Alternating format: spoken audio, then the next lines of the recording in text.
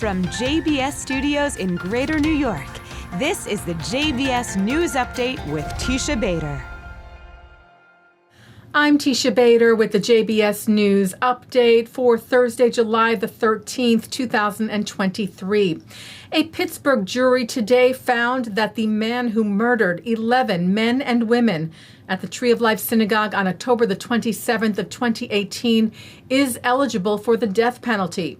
The deliberation took less than 2 hours this morning as the jury unanimously found all 4 criteria of intent needed for capital punishment were met. The gunman was found guilty of the murders in what is said to have been the deadliest anti-Semitic attack on U.S. soil last month. On Monday, the jury will begin the last phase of the trial to decide on the sentencing to be handed down, whether that be the death penalty or life in prison. Israeli Prime Minister Benjamin Netanyahu met today with Israel's President Isaac Herzog at the president's residence in Jerusalem. Netanyahu's office saying this was part of their regular update meetings, where the two discussed issues on the agenda, especially the Iranian nuclear threat and Iran's activities to destabilize the region. The meeting comes just ahead of Herzog's visit to the U.S., where he will address a joint session of Congress in our nation's capital on July the 19th. It also comes at a time with reported tensions between Israel and the U.S., but Herzog, in remarks at a gathering of the IDF 7th Armored Brigade last night, stressed that the ties between the two allies are solid. Acting Consul General in New York, Yisrael Nitzan, cited Herzog, saying in part, "In just a few days, I will pay an important visit to the United States to mark 75 years of Israeli independence and 75 years of our solid alliance, which lies above and beyond any and all disagreements." The alliance, Herzog said, between Israel and the United States is unbreakable and irreplaceable, just like Israeli democracy, which is also unbreakable and irreplaceable. It has always been and will always be. And today, the White House issued a formal invite to Herzog. Press Secretary Karine Jean-Pierre said in part, President Biden looks forward to welcoming Israeli President Isaac Herzog to the White House on July the 18th. As Israel celebrates its 75th anniversary, the visit will highlight our enduring partnership and friendship. She said President Biden will reaffirm the ironclad commitment of the United States to Israel's security. The two leaders will discuss opportunities to deepen Israel's regional integration and to create a more peaceful and prosperous Middle East. President Biden, she said, will stress the importance of our shared democratic values and discuss ways to advance equal measures of freedom, prosperity, and security for Palestinians and Israelis.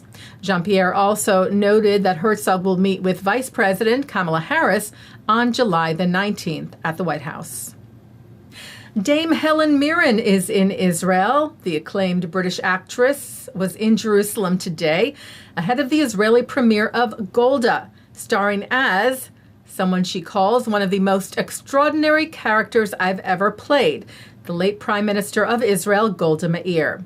At a press conference ahead of the screening, headlining the 40th Jerusalem Film Festival, Mirren spoke of her enthusiasm for getting to perform this iconic role. All I want to do is play great women, Golda was one of the greatest.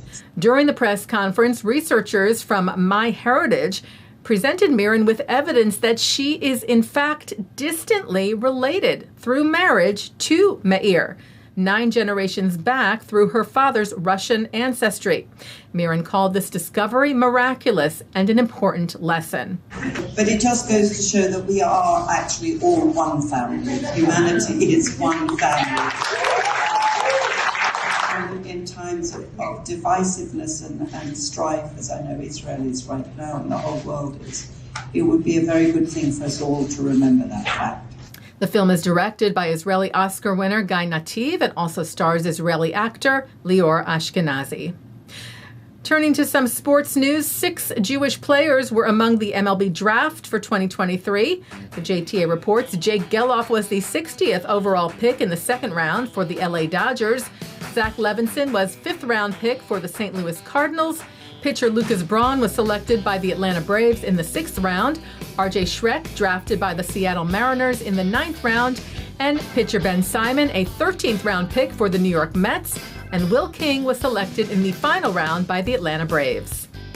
Taking a look now at our programming for tonight on JBS. For Thursday, July the 13th at 7 o'clock, author Joshua Cohen discusses his book, The Netanyahus. At 7:30, a look at U.S.-Israel security cooperation from the Miryam Institute. At 9, Richard Haas is on L'chaim. At 10, it's a panel discussion on retirement and aging. And coming up next, Shahar Azani speaks with Professor Yaniv Roznai Sara Haetzni-Cohen to share their perspectives on both sides of the judicial overhaul debate and the recent day of disruption held in Israel. And that's the JBS News Update for Thursday, July the 13th, 2023. I'm Teisha Bader. Stay healthy, stay well.